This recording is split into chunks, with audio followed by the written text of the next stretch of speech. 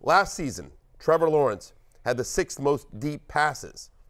This offseason, the Jacksonville Jaguars drafted Brian Thomas Jr., who led the FBS with 17 receiving touchdowns in 2023, 9 of which came on plays of 30 or more yards. The Jaguars also added free agent wide receiver Gabe Davis. Since he entered the NFL, Gabe Davis leads all players in average depth of target and is second in yards per reception. Denny Carter, what say you about my deep passing stats around Trevor Lawrence? Look, I think it's going to be kind of frustrating for fantasy purposes to draft Gabe Davis or draft Brian Thomas and expect consistent production out of them. They are going to have their blow-up weeks. Good luck guessing when that will come.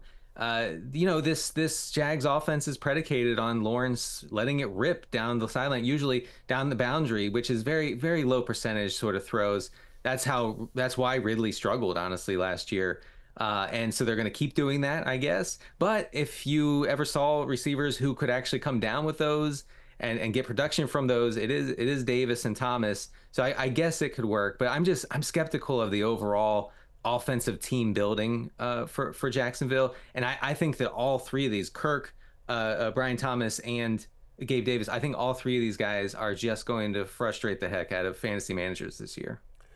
I think the point of this, and you tell me if you agree with Denny, if you agree with me, but 100 Facts is basically, and I say this in the intro, 100 Facts is literally me just listing a lot of facts, and it's just a clever way, it's a clever presentation, at least I think it's clever. It's a clever presentation of me just trying to lead you in a direction of what I think, right? And so I am pro Trevor Lawrence this year. He made the love list as well. And so my argument there is saying, like, this is a guy that threw deep a ton last year without a bunch of success. Obviously, Calvin Ridley, that was a struggle, but they went out and added a deep threat in Gabe Davis. They also drafted a deep threat in Brian Thomas. They have Christian Kirk and Evan Ingram there in the returning as well.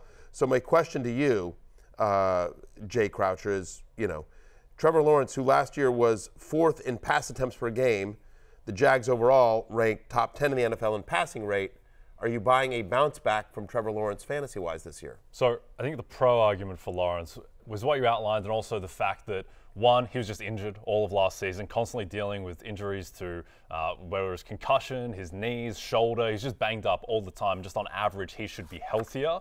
There's also the fact that you still have to regress a bit to the idea that he was drafted as a generational quarterback, and he's shown enough flashes that we can't just throw that out the door. He does, in theory, still have top 5 quarterback upside.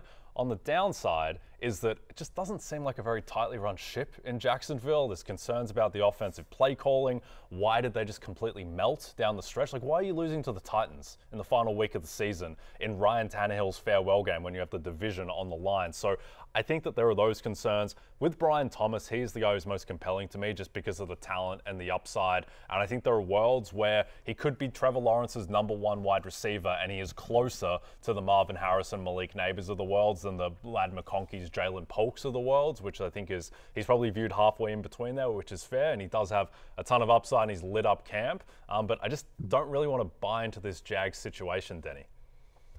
I will say Go ahead, Denny. Matthew. No, you go. Getting to Matthew's point, if you want to ignore the Jags receivers, that's fine. The way to play it would be to draft Lawrence and redraft and just let it fly. Hopefully he makes that connection with these big guys on the outside rather than the small guys he was throwing to last year for some reason on those same routes. So I do think you're onto something there. If he continues to be very aggressive on downfield throws, he's going to have a lot of spike weeks. It's going to be pretty good for fantasy. Yeah, and he also has a few yards with his legs. He's my quarterback 14. I think he's a high-end QB2, low-end QB1. I like him, and I'm also in on Christian Kirk this year. Okay, you have a chance to win $1 million in the NBC Sweepstakes on Yahoo Fantasy. Just download the redesigned Yahoo Fantasy app or go to NBCSports.com/fantasymillion for additional details. What are you waiting for? Hey, it's Matthew Berry from NBCSports.com and Rotoworld.com, and I want to thank you so much for watching whatever it is you just watched, or if nothing else, being too lazy to click out of the autoplay after this video started, after whatever it is you actually wanted to watch finished. But now that you're here, I'd like to take a moment here to ask you respectfully now, okay? I'm asking you respectfully to subscribe to the NFL on NBC YouTube channel. You'll get the latest Roto-World fantasy news headlines, all sorts of great shows, including my own Fantasy Football Happy Hour. So go subscribe now. Again, I'm asking respectfully.